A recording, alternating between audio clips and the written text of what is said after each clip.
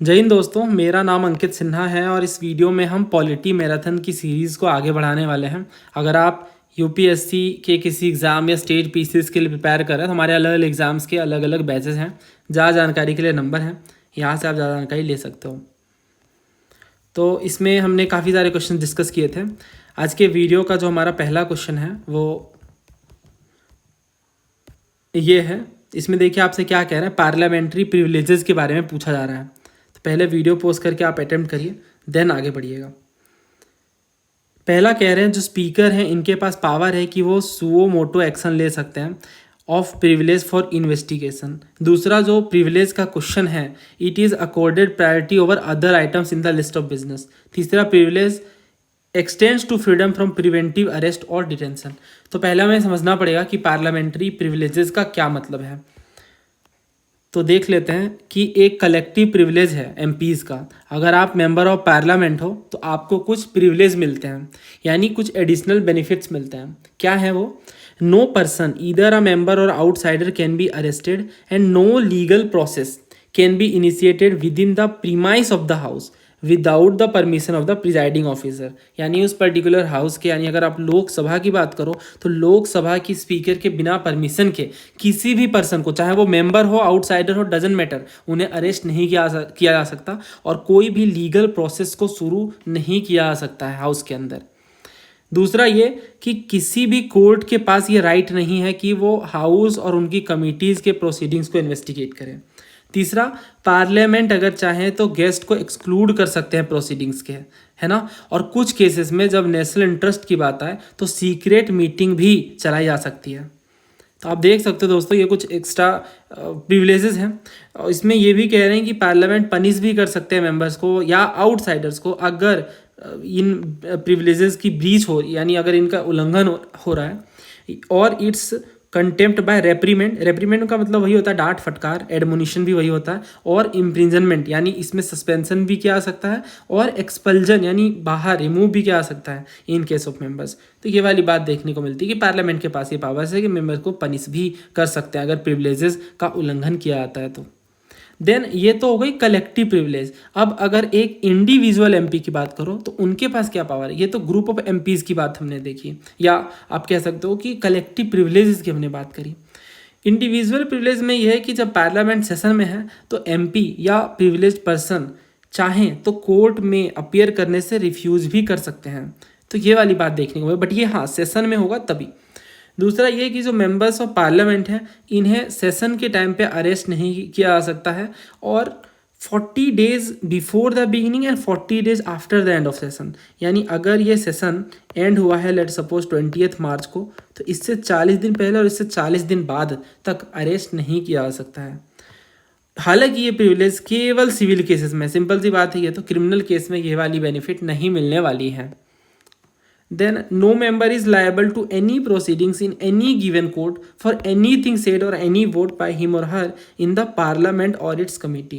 यानी कोई भी मेंबर, कोई भी एमपी लाइबल नहीं है अपने प्रोसीडिंग्स को लेकर, यानी जो वो बातें हाउस के अंदर रख रहे हैं उनको लेकर किसी भी कोर्ट में। तो ये वाली बेनिफिट भी, ये वाला प्रिविलेज भी नहीं मिलता है।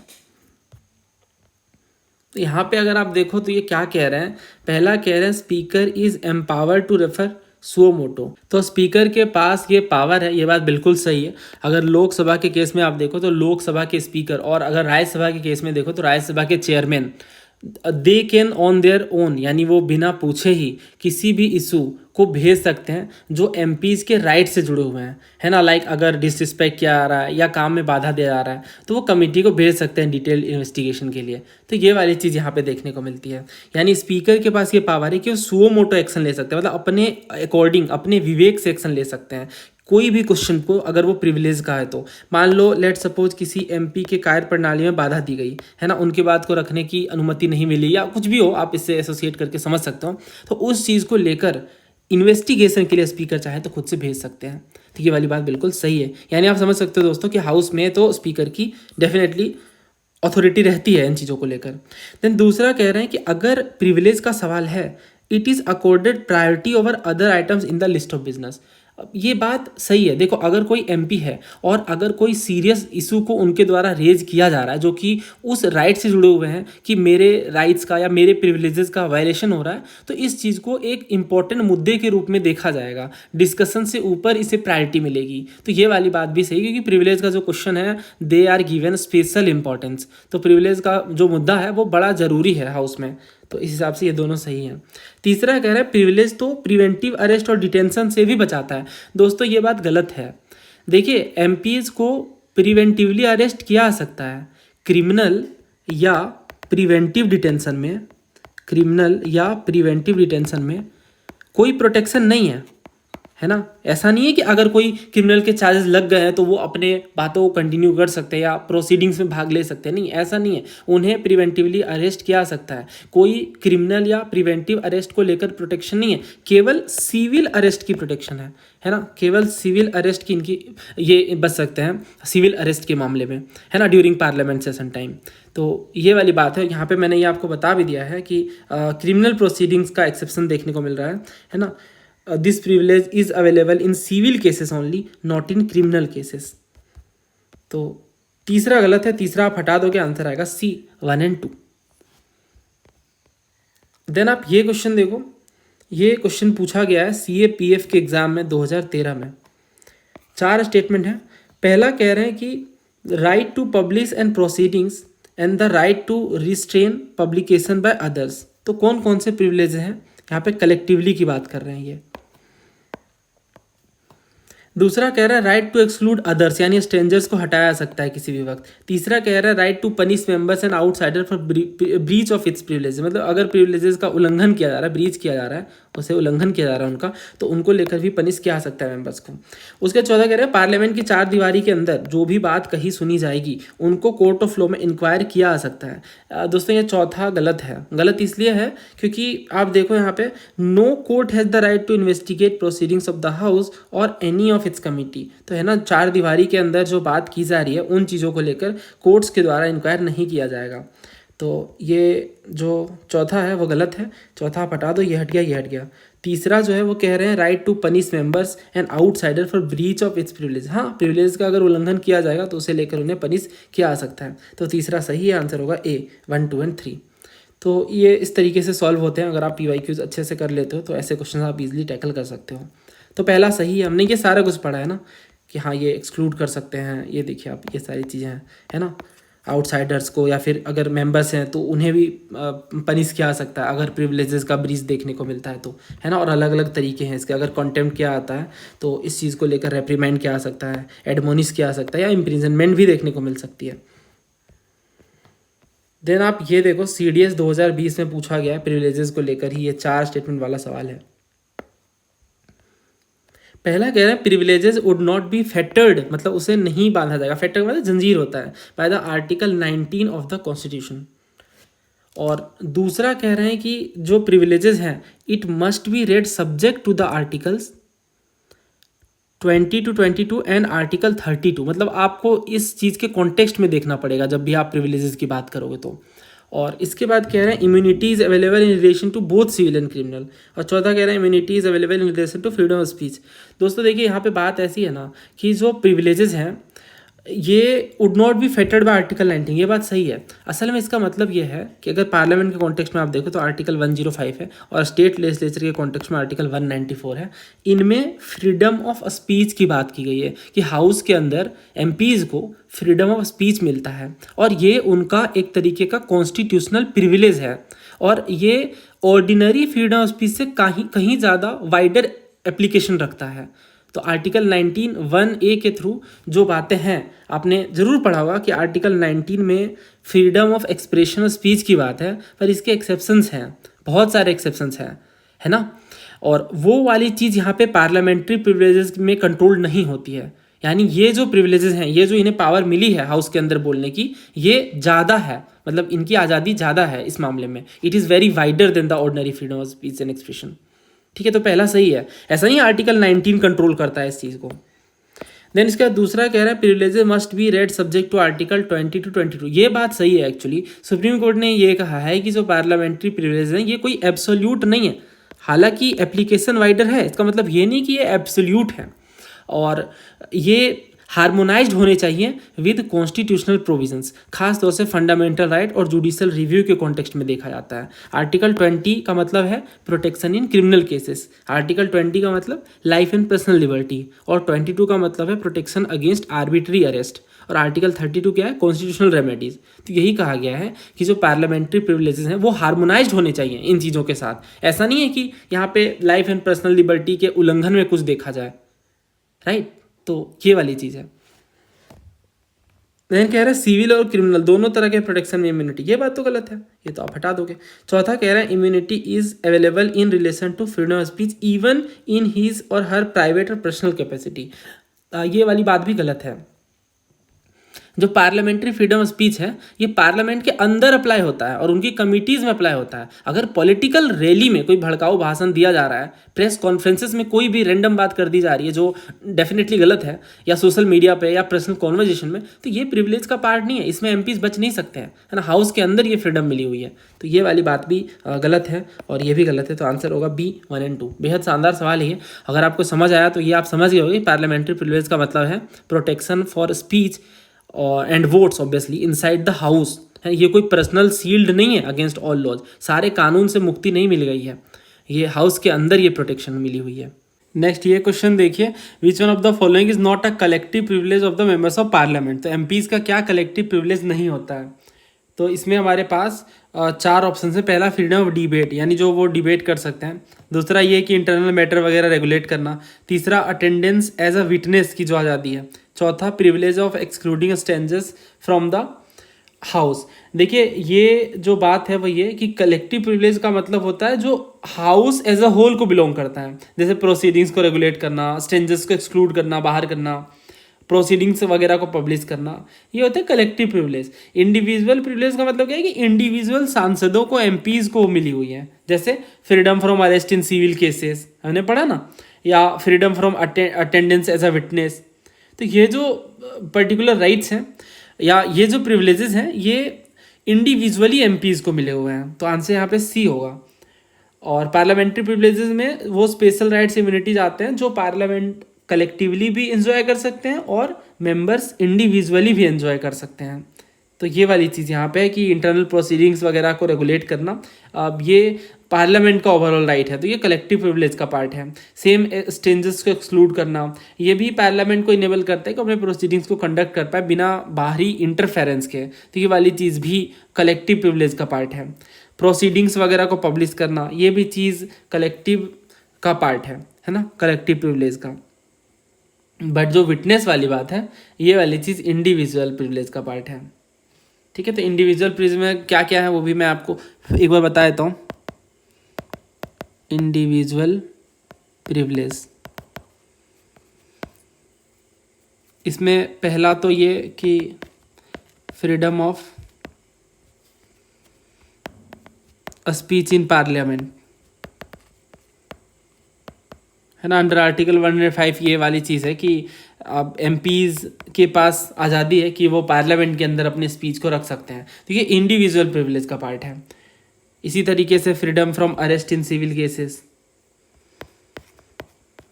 है ना, freedom from arrest in civil cases, अब ये भी एमपी एंजॉय करते हैं इम्यूनिटी को from arrest in civil cases, है ना। 40 डेज का जो हमने देखा था कि from commencement of parliamentary session, during the session and 40 days after the session, ये वाली चीज़ यहाँ पे है कि उन्हें सिविल केसेस में अरेस्ट नहीं किया सकता है अनटिल एंड अनलेस 40 डेज का नोटिस दिया जाए before the proceeding and after the proceeding. और इसी के हाँ ऑब्वियस सी बात है यहाँ पे एक्सेप्शन है, सिविल केसेस में ये अप्लाई होता है, क्रिमिनल केसेस में नहीं। और उसके बाद तीसरा है freedom from attendance as a witness,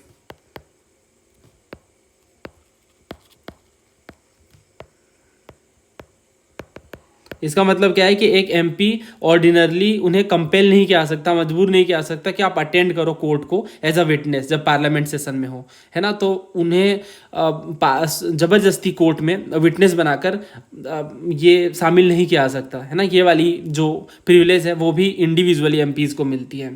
तो आई होप आप समझ गए होंगे कि ये इंडिविजुअल प्रिविलेज का पार्ट है, freedom from attendance as a witness. तो एक एमपी को like an MP cannot ordinarily be compelled to attend court as a witness while parliament is in session. Then next ये देखिए, बहुत शानदार सवाल है कि ऐसे क्वेश्चन बहुत ज़्यादा पूछे जाएंगे. पहला कहते हैं फर्स्ट लॉ कमीशन ने रिकमेंड करा इंडियन पीनल कोड को. दूसरा ये कह रहे हैं Indian penal code completely replace हो गया. तो ये जो टर्म है कम्प्लीटली, क्या ये इस बात को जस्टिफाई कर रहा है?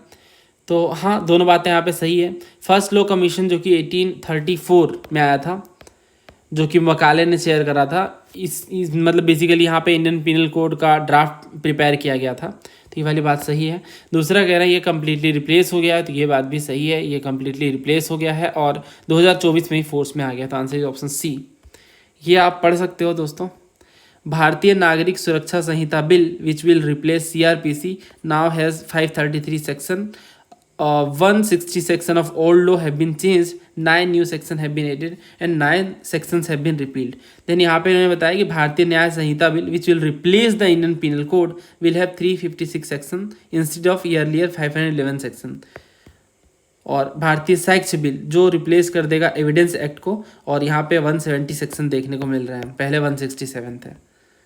तो ये वाली चीज़ है. Indian penal code is hereby repeal. तो यहाँ पे ये देखो आप कि सेक्शन 358 जो कि भारतीय न्याय संहिता का है, इसमें मैंने बताया कि इंडियन पीनल कोड रिपील्ड हो चुका है. फिर आप ये देखो, इन तीन बिल को अगर आपको समझना है तो इंडियन पीनल कोड 1860 का रिप्लेस्ड बाय भारतीय न्याय संहिता है ना. 358 सेक्शन होंगे, पहले 511 थे. Then code of criminal procedure जो कि CRPC है, इट इज़ रिप्लेस्ड बाय भारतीय नागरिक सुरक्षा संहिता है ना. तो ये ध्यान रखना. देन इंडियन एविडेंस एक्ट जो कि 1872 का था, इसे भारतीय साक्ष्य का मतलब एविडेंस होता है, बिल के नाम से बदल दिया गया है ना. और यहाँ पे आप देखो, ये अमित शाह जी का कहना था कि new laws have been framed keeping in mind 3 basic principle, civil liberty हो, ह्यूमन राइट्स एंड इक्वलिटी की बात देखने को मिले. देन यहाँ पे आप देखो तो लॉज क्या सीख करता है, तो वही चेंजेस लाए जाए dealing with offences of terrorism है ना. देन EFIR वगैरह का रजिस्ट्रेशन हो, एंड करप्शन का फैक्टर है इलेक्शन प्रोसेस में, इन सब चीज़ों को टैकल किया जाए. तो बहुत सारी चीज़ें यहाँ पे देखने को मिल रही हैं. ओके, नेक्स्ट क्वेश्चन देखिए. तो इसमें 4 स्टेटमेंट हैं और ये हैं ये चारों स्टेटमेंट्स, और ये इसके ऑप्शंस हैं. बहुत ही भारी भरकम सा सवाल है. तो इसमें आप देखिए क्या कह रहे हैं. आपको रिटायर्ड जजेस के अटेंडेंस के बेस पे कुछ स्टेटमेंट दिए गए हैं at sittings of the supreme court, और आपको बताना है कौन से यहाँ पे करेक्ट है. Article 128 permits the attendance of retired जजेस at the sitting of the supreme Court. दूसरा कह रहे हैं chief justice of India may at any time request anyone who has held office as a जज ऑफ सुप्रीम कोर्ट और of a High court to sit and act as a जज of supreme court. बहुत ज़्यादा patience required होगा, बहुत ध्यान समझिएगा, तभी आपको समझ आएगा अच्छे से. तीसरा कह रहे हैं जो चीफ जस्टिस हैं may at any time with the previous consent of the president request any person who has held the office of chief justice of High court to sit and act as a जज of supreme court. चौथा कह रहे हैं जो chief justice हैं वो किसी भी टाइम प्रीवियस कंसेंट बस चाहिए उन्हें प्रेसिडेंट की, किसी पर्सन को रिक्वेस्ट कर सकते हैं जिन्होंने पहले जज के ऑफिस को होल्ड करा है, सुप्रीम कोर्ट के जज के ऑफिस को होल्ड करा है, और वो कह सकते हैं कि आप सुप्रीम कोर्ट के जज के रूप में एक्ट करिए. तो ये बेयर एक्ट है. आर्टिकल 128 में कहा गया है अटेंडेंस ऑफ रिटायर्ड जजेस at sittings of supreme court, यानी यहाँ पे आर्टिकल 128 परमिट करता है कि रिटायर्ड जजेस, जो जज रिटायर्ड हो चुके हैं, उनकी क्या पॉसिबिलिटी है सुप्रीम कोर्ट के सिटिंग में. तो ये वाली जो बात कह रहे हैं पहला कि article 128 permits the attendance of retired जजेस at the sitting of supreme Court, ये बात सही है. आर्टिकल 128 में यही कहा गया है, ये आप पढ़ सकते हो कि रिटायर्ड जजेस की सीटिंग देखने को मिल सकती है सुप्रीम कोर्ट में. बेसिकली आर्टिकल 128 क्या कहता है, let me explain you first. Article 128 means attendance of retired जजेस. आर्टिकल 128 डील करता है attendance of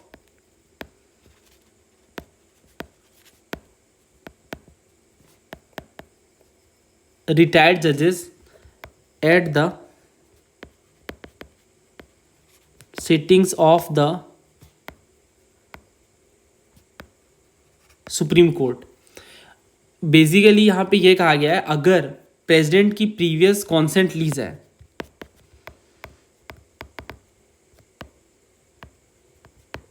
previous consent of president यानी राष्ट्रपति की पहले पूर्व मंजूरी ली जाए, सहमति ली जाए, तो रिलेवेंट अथॉरिटी रिक्वेस्ट कर सकते हैं किसी पर्सन को जिन्होंने सुप्रीम कोर्ट के जज के ऑफिस को होल्ड करा है या हाई कोर्ट के जज के ऑफिस को होल्ड करा है और वो क्वालिफाइड हैं अगर, तो डेफिनेटली उन्हें सुप्रीम कोर्ट के जज के रूप में अपॉइंट किया जा सकता है। तो ये वाली बात है। अब एक एक करके हमें चेक करना है। तो यहाँ पे जो दूसरा कह रहे हैं, chief justice of India may at any time request anyone who has held office as a जज ऑफ सुप्रीम कोर्ट और अ जज of High court to sit and act as a जज ऑफ सुप्रीम कोर्ट। दोस्तों ये वाली बात गलत है। गलत इसलिए क्योंकि यहाँ पे ना कहा ही नहीं गया कि प्रेसिडेंट की मंजूरी लग रही है। सिंपली कह दिया गया कि चीफ जस्टिस हो अगर आप, तो आप किसी को भी रिक्वेस्ट कर सकते हो। ये वाली बात तो नहीं देखने को मिल रही ना, तो इस वजह से यहाँ पे गलत है। आप एक बार पढ़ो फिर से, इसी वजह से डायरेक्ट पढ़ना बहुत ज़रूरी है। यहाँ पे आप देखो इन्होंने क्या बता रखा है। इन्होंने कहा है कि not withstanding anything in this chapter may at any time with the previous consent of the president request any person who has held the office of a judge of the Supreme Court or of the Federal Court or who has held the office of a judge of High Court and is duly qualified for appointment as a judge of Supreme Court to sit and act as a judge of Supreme Court, and every such person so requested shall while so sitting and acting be entitled to such allowances। अब आप समझ पाए, मैं एक एक चीज़ decode कर देता हूँ। पहली चीज़ यहाँ पे ये कह रहे हैं कि किसी भी टाइम ये सिटिंग जज के रूप में बैठ तो सकते हैं, बट यहाँ पे प्रीवियस कंसेंट यानी प्रेसिडेंट की पूर्व मंजूरी लेनी जरूरी है। तो ये वाली बात देखने को मिलेगी। और ये जज क्या है, हाई कोर्ट या सुप्रीम कोर्ट के जज हो सकते हैं एंड क्वालिफाइड हों कि सुप्रीम कोर्ट के जज के जो भी क्राइटेरियाज हैं उनको ये फुलफिल करते हों। तो ये वाली बात है। ओवरऑल पहला बिल्कुल सही है, आर्टिकल 128 में यही बात की गई है। दूसरा इसलिए गलत है क्योंकि यहाँ पे इन्होंने बताया ही नहीं कि राष्ट्रपति की पूर्व मंजूरी लेनी है। सिंपली कह दिया गया चीफ जस्टिस अपनी मर्जी से रिक्वेस्ट कर सकते हैं किसी को भी, ये गलत है। तीसरा कह रहा है chief justice of India may any time with the previous consent of the president request any person who has held the office of chief justice high court to sit and act as a जज of supreme court. अब ये वाली बात भी गलत है क्या? हाँ, ये गलत है। गलत इसलिए क्योंकि यहाँ पे इन्होंने कहा chief justice of High court के रूप में इन्होंने पद धारण किया हो पहले। ये वाली बात गलत हो गई ना। ये यहाँ पे सही सेंटेंस क्या होता, chief justice of supreme court और who has held the office of जज ऑफ सुप्रीम कोर्ट और हाई कोर्ट, ये सही सेंटेंस होता है ना। ये वाली चीज़ यहाँ पे गलत है। आप देखो यहाँ पे इन्होंने क्या बता रखा है, who has held the office of जज ऑफ सुप्रीम कोर्ट, है ना। यहाँ पे सिंपली कह दिया गया chief justice of High Court, ये तो गलत है। जज होने चाहिए वो पहले सुप्रीम कोर्ट के या फिर हाई कोर्ट के, और सिर्फ हाई कोर्ट कह दिया गया, इस वजह से ये गलत है। चौथा कह रहे हैं chief justice of India may any time with the previous consent of president request any person who has held the office of जज of supreme court to sit and act as a जज of supreme court. हाँ, ये वाली बात बिल्कुल सही है। ये डायरेक्टली आर्टिकल 128 की बात कर रहे हैं। तो इस वजह से आंसर क्या होगा, ए 1 और 4। बहुत ही बारीकी से फ्रेम किया गया है इस क्वेश्चन को। एक एक वर्ड पे क्लैरिटी होनी चाहिए, नहीं तो बहुत डिफिकल्ट हो जाएगा इस क्वेश्चन को डिकोड करना। नेक्स्ट क्वेश्चन देखिए, एडजॉर्नमेंट मोशन के बारे में। मोशन से अक्सर क्वेश्चन आते हैं, तो इसके बारे में समझ लेते हैं। देखिए एडजॉर्नमेंट मोशन क्या होते हैं।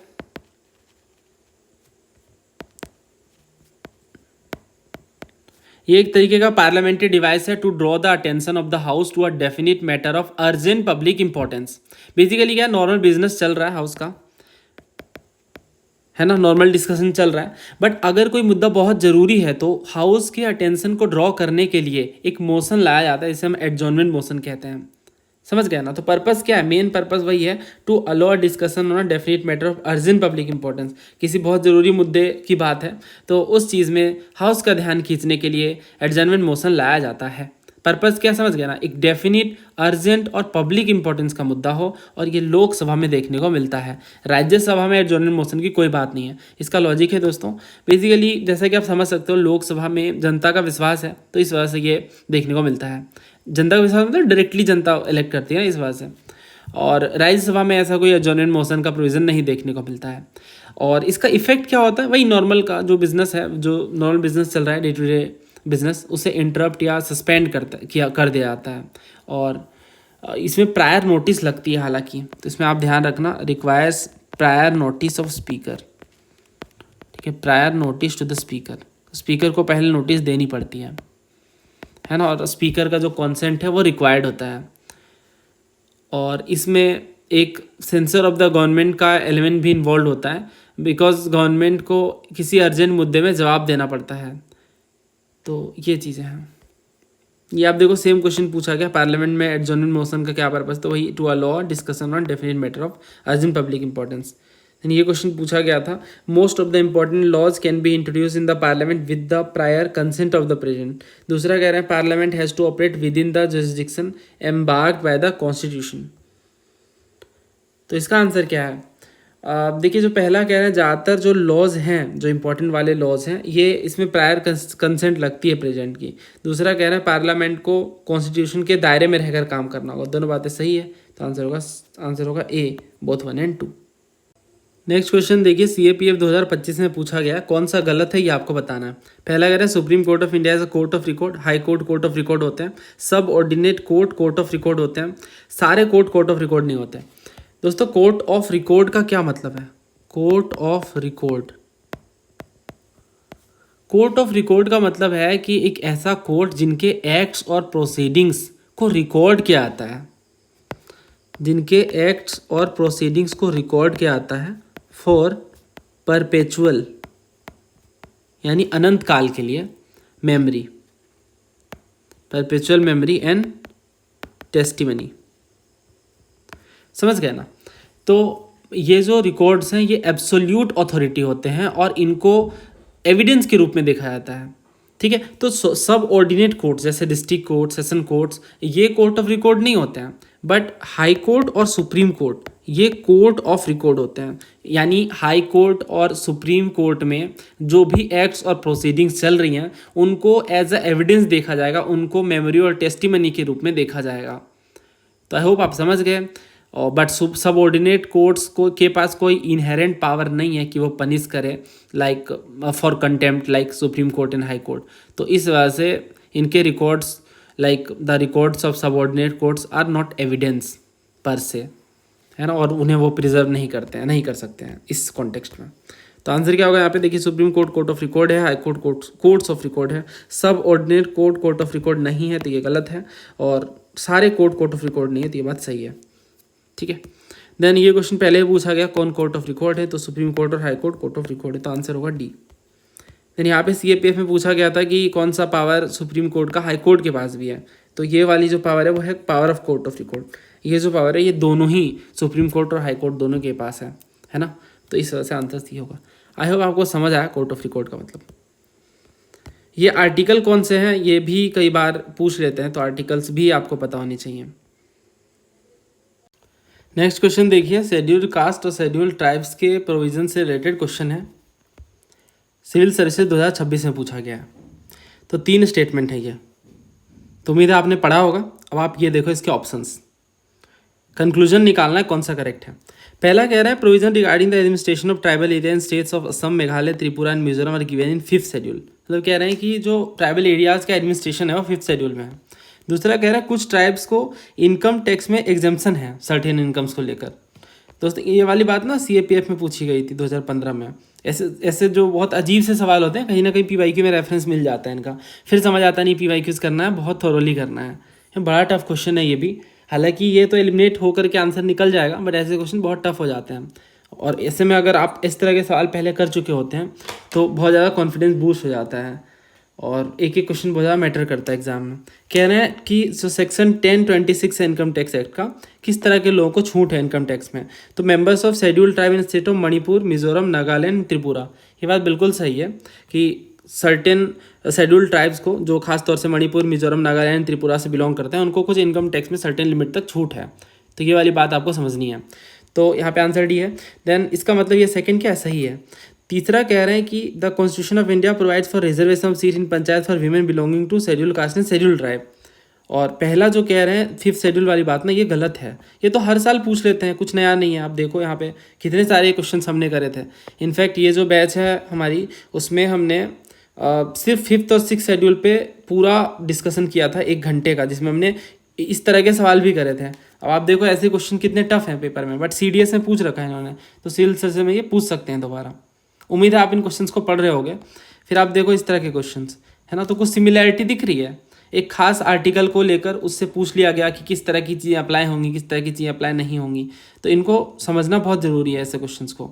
फिर ऑटोनोमस डिस्ट्रिक्ट काउंसिल पे तो हर साल पूछा जाता है क्वेश्चन, है ना। तो ये फ़र्क पहले मैं आपको ब्रीफ में समझा देता हूँ, 5th शेड्यूल और 6th शेड्यूल में क्या फ़र्क है। पहला चीज़ की एप्लीकेशन, अगर आप देखो ना तो 6th शेड्यूल ये 4 स्टेट्स पे अप्लाई होते हैं, और इनको छोड़कर जो स्टेट्स बच गए उनमें 5th शेड्यूल अप्लाई होता है। असम, मेघालय, त्रिपुरा, मिजोरम, इनमें इन 4 स्टेट्स में 6th शेड्यूल अप्लाई होता है, और यहाँ पे गवर्नर को पावर मिल जाती है, जैसे कि आप देख सकते हो। और ये जो 4 स्टेट्स हैं, इनके जो ट्राइबल एरियाज़ हैं, इनको ऑटोनोमस डिस्ट्रिक्ट के रूप में कॉन्स्टिट्यूट किया गया है, गठित किया गया है। तो ये 6th शेड्यूल में ऑटोनोमस डिस्ट्रिक्ट काउंसिल की बात है ना।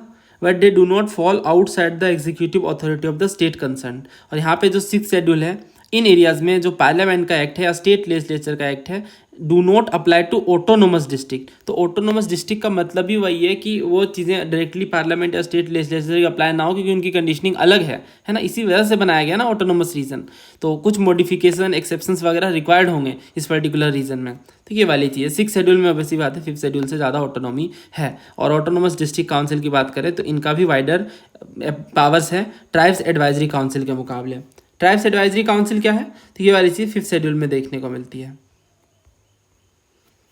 ना। ये आप पढ़ सकते हो, ट्राइब्स एडवाइजरी काउंसिल की बॉडी जो है वो 5th शेड्यूल में देखने को मिलती है, जबकि जो ऑटोनोमस डिस्ट्रिक्ट काउंसिल है 6th शेड्यूल में है।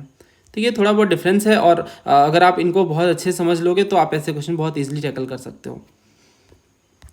ये देखो, मैंने आपको पूरा बेयर एक्ट से समझाया है कि कैसे क्या चीज़ें अप्लाई होती हैं, एक एक आर्टिकल, और बहुत डिटेल में हमने डिस्कस किया है। कुछ क्वेश्चन करते हैं शानदार वाले, ये पहले सॉल्व करते हैं। 6th शेड्यूल की बात कर रहे हैं, जेके पीएससी में पूछा गया। पहला कह रहे हैं स्पेशल प्रोविजन है for the administration of tribal areas in 4 north eastern state. 6th schedule में 4th north eastern state Assam, Meghalaya, Tripura और मणिपुर, नहीं गलत है ना, मैंने आपको बताया है इस एटीएम में मणि नहीं है ना, मणि नहीं है, यानी असम है, त्रिपुरा है, मेघालय है और मिजोरम है, ना कि मणिपुर। तो ये तो गलत है। दूसरा कह रहे हैं tribal areas in these states are govern as autonomous district. हाँ, 6th शेड्यूल में ऑटोनोमस डिस्ट्रिक्ट की बात की जाती है, ऑटोनोमस डिस्ट्रिक्ट काउंसिल की, तो दूसरा सही है। फिर सीडीएस में पूछा इन्होंने 6th शेड्यूल में कौन सा स्टेट नहीं है, तो असम है, मेघालय है, त्रिपुरा है, बट मणिपुर नहीं है। फिर यहाँ इन्होंने पूछा कि कौन सा एरिया एग्जेम्प्ट हो गया from the purview of citizenship amendment act, तो कौन सा एरिया होगा, आप खुद सोचो। 6th शेड्यूल ना। फिर आप ये देखो, the provision of the 6th schedule are applicable in which state, तो 6th शेड्यूल कौन से स्टेट में है, त्रिपुरा है, सिक्किम है, नहीं त्रिपुरा में ही बस है ना, सिक्किम तो नहीं है, सिक्किम नागालैंड नहीं है, तो आंसर ये होगा। आप ये देखो, 6th schedule has conferred the district council the power to constitute village council और court for the trial of the cases between person belonging to schedule tribes. Village council की बात कह रहे हैं। दूसरा कह रहे हैं 6th schedule has recognize the power of district council to impose certain specified taxes. तो यहाँ पे आंसर क्या होगा, दोनों सही है। कह रहे हैं कि डिस्ट्रिक्ट काउंसिल, तो ऑटोनोमस डिस्ट्रिक्ट काउंसिल के बारे में हमने पढ़ा ना, 6th शेड्यूल में ऑटोनोमस डिस्ट्रिक्ट काउंसिल के कॉन्स्टिट्यूशन की बात कही गई है। तो ये जो डिस्ट्रिक्ट काउंसिल है, ये विलेज काउंसिल या कोर्ट्स को सेटअप कर सकते हैं फॉर ट्रायल ऑफ केसेस और between persons belonging to schedule tribes within their autonomous areas, है ना। और आप इसका रीज़न डेफिनेटली समझ सकते हो दोस्तों, 6th शेड्यूल के कुछ ट्राइब्स के कुछ स्पेसिफिक उनके क्राइटेरियाज हैं ना, इस वजह से ऐसा देखने को मिलता है। ये जो कोर्ट्स हैं डील कर सकते हैं सर्टेन स्पेसिफाइड डिस्प्यूट्स के साथ, तो पहला सही है। दूसरा कह रहे हैं ना कि 6th शेड्यूल ने रिकग्नाइज करा है डिस्ट्रिक्ट काउंसिल के पावर को कि वो कुछ स्पेसिफिक टैक्सेस भी अप्लाई कर सकते हैं। देखिए, डिस्ट्रिक्ट काउंसिल के पास पावर तो है डेफिनेटली कि वो कलेक्ट करें या लिवाई करें सर्टेन स्पेसिफाइड टैक्सेस को, जैसे प्रोविजन पे, ट्रेड्स पे, एनिमल्स पे, व्हीकल्स पे, कुछ चीज़ों पे टैक्स लगाने के इनके पास राइट्स हैं, पावर्स हैं अंडर 6th शेड्यूल डेफिनेटली। तो आंसर यहाँ पे सी होगा। मैं बहुत डिटेल में नहीं समझा पा रहा हूँ आपको, बट अगर आप ये 5th 6th शेड्यूल की बारीकियों को समझते हो तो ऐसे क्वेश्चन आप विद इन सेकंड मार्क कर सकते हो।